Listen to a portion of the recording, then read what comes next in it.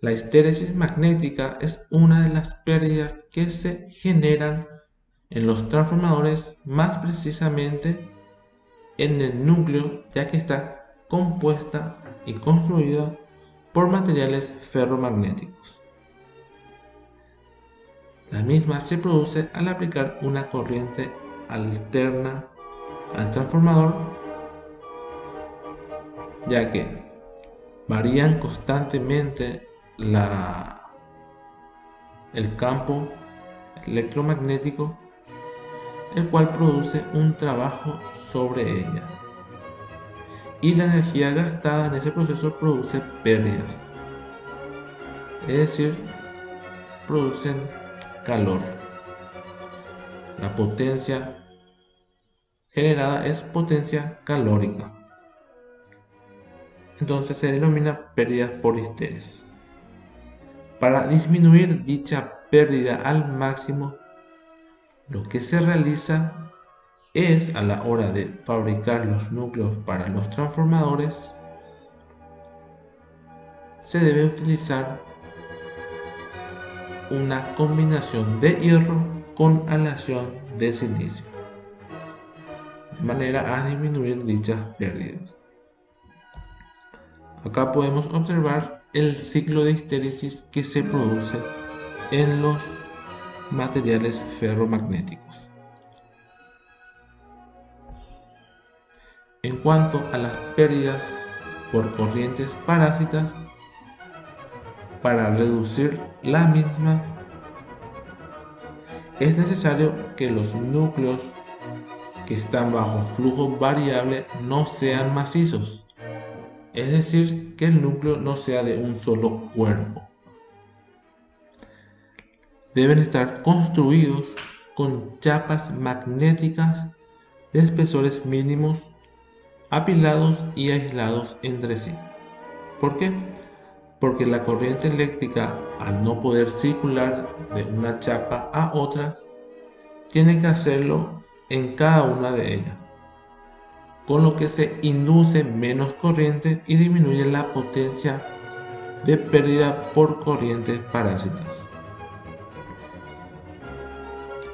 Dichas corrientes se producen en cualquier material conductor cuando se encuentra sometido a una variación de flujo magnético. Además, dependen del tipo de material que está constituido el núcleo magnético.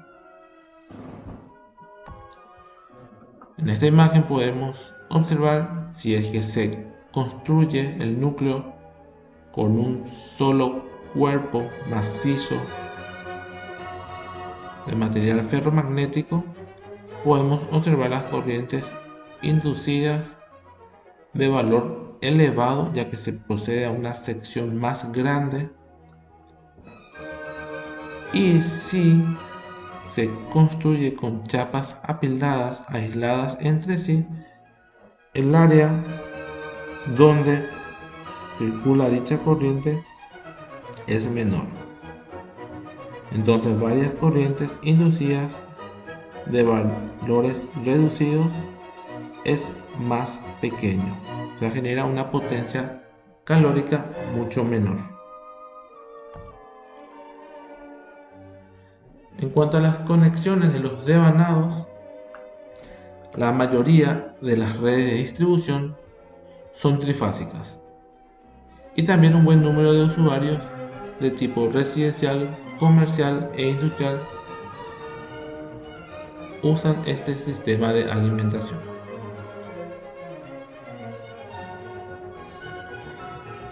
Las conexiones de las bobinas de los transformadores trifásicos pueden ser dispuestas en estrella o en triángulo, ya sea en el lado primario del transformador como en el secundario, siempre dependiendo de las condiciones de la red eléctrica como la carga. Para nuestro país, el conexionado usado en los transformadores trifásicos de distribución es triángulo en el lado de media tensión, lado primario, y estrella con neutro en el lado de baja tensión. Es decir, es un conexionado delta estrella, que sería este caso, en donde en el lado primario tenemos la tensión de línea, que es igual a la tensión de fase, que para nuestro caso es de 23.000 voltios aproximadamente. La corriente de línea, y también por el tipo de conexionado aparece una corriente de fase, donde la corriente de fase es la corriente de línea dividido raíz de 3. En cuanto al secundario del transformador, tenemos que la corriente de línea es igual a la corriente de fase y está multiplicado por la relación de transformación. Entonces A por I dividido raíz de 3. En cuanto a la tensión de línea, sería raíz de 3 por la tensión de línea del primario dividido la relación de transformación. Y la tensión de fase sería la tensión de línea del primario dividido la relación de transformación. Según valores utilizados en nuestro país, la tensión de fase es aproximadamente 220 voltios y la tensión de línea 380 voltios aproximadamente. También podemos observar los distintos tipos de conexionados utilizados en otras redes. En cuanto a las partes de un transformador, podemos hablar sobre el aislador y terminal de media tensión, la tapa, la abertura de inspección y tap, que sería esta parte, la goma de vedar para tener un buen contacto con la carcasa.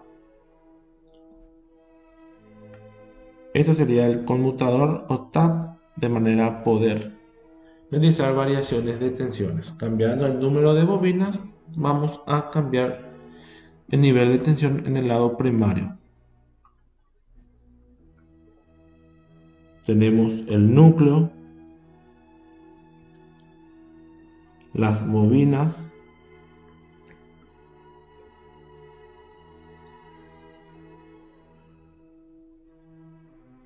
tenemos la placa de identificación,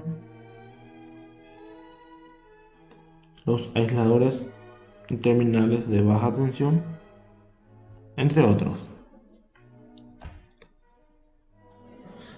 Entonces, el núcleo de un transformador es el sistema que forma su circuito magnético.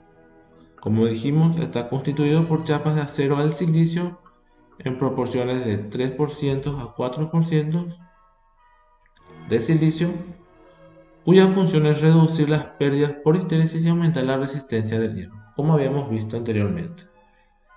En cuanto a los devanados o bobinas, constituyen el circuito eléctrico del transformador. Se realizan por medio de conductores de cobre en forma de hilos redondos o de sección rectangular, cuando se requieren secciones mayores. Dichos conductores están recubiertos por una capa aislante que suele ser de barniz. En algunos casos también se utilizan conductores de aluminio. Luego están los aisladores pasantes, ya sea los bornes de media y baja tensión, que llevan al exterior de la cuba mediante unos aisladores pasantes de porcelana rellenos de aceite si son transformadores de aceite. En cuanto al tap, varía la relación de espiras del lado de alta tensión para obtener siempre la misma tensión en el lado de baja tensión.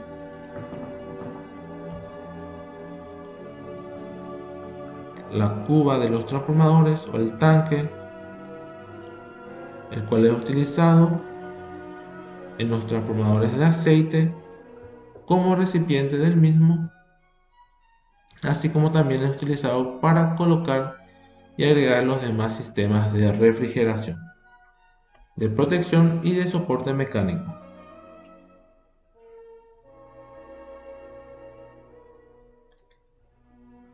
Se encuentran también las aletas de refrigeración,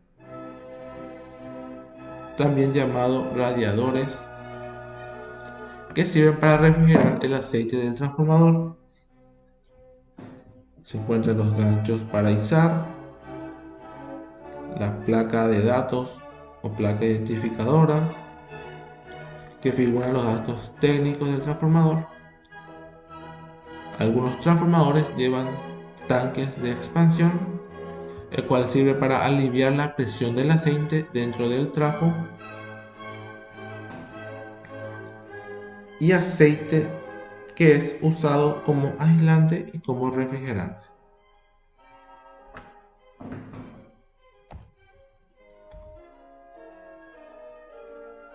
Acá podemos observar el tanque o cuba de un transformador tipo aceite, el cual se utiliza acero al carbono ASTM 1020.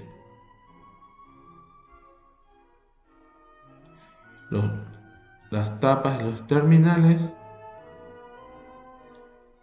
que son estos, y la tapa, acá podemos ver la abertura para la inspección